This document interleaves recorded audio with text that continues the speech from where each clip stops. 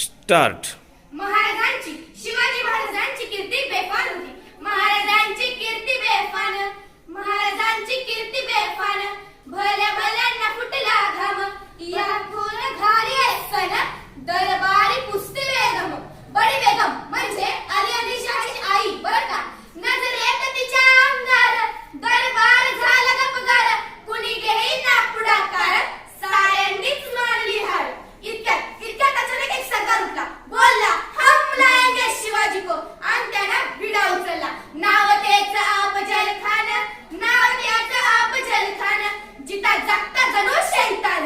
खान बोलला छाती ठोकून, शिवबाला टाकतो चिरडून. कौतिक झाले डबाचे. खान निघाला मोठ्या उर्मीत, त्याचं घोडदळ पायदळ फौज फाटलंही बक्कळ. अंगिता हत्तीचं बळ, पाहणारा कापे चळचळ. वाटेत ठेकीत खानाची सेना निघाली. गावं लुटली, देवळं उद्ध्वस्त केली, आया बहिणींची आबरू लुटली. कोण रोखणार हे वादळ? आता शिवाजी काही खरं नाही.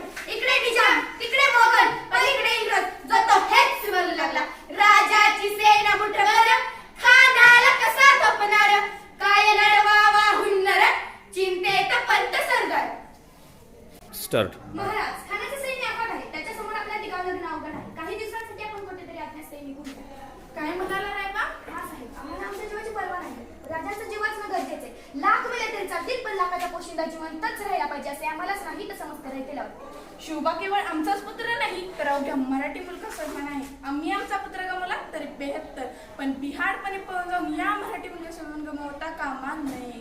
अशा वागिण्याचा तो छावा. मासाहेब, आपला पुत्र आणि मराठी मुलगाचा स्वाभिमान विजय काय लावूनच परत येणार.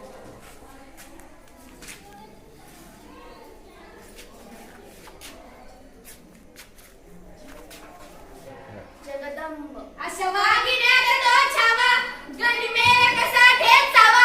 डोक्यात गनिमी कावा, भेटीचा घडला सांगावा.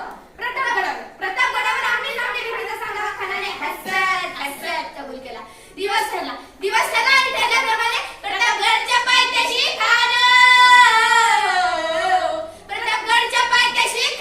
आला की गुमान नाही त्याला जाण. शिवाजी राजाच्या करामतीची त्यास नाही जाणीव शक्तीची, करील काही कल्पना युक्तीची रहा जी.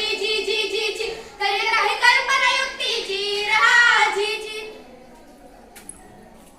राजीबा काय म्हणतो खान? मुलगा महाराज म्हणता. खानाला जर खात्री भेटली की आपण घाबरला. छान, आम्हाला पण हेच होतं. महाराज, उद्याच्या भेटीचं काय करायचं? पंतांकडून निरोप झाला म्हणा की आमची तब्येत असंच ठेवली, दुपारची वेळ ठरवली. खानाच्या भेटीसाठी महाराजांनी शान उभारला होता. भेटीसाठी शान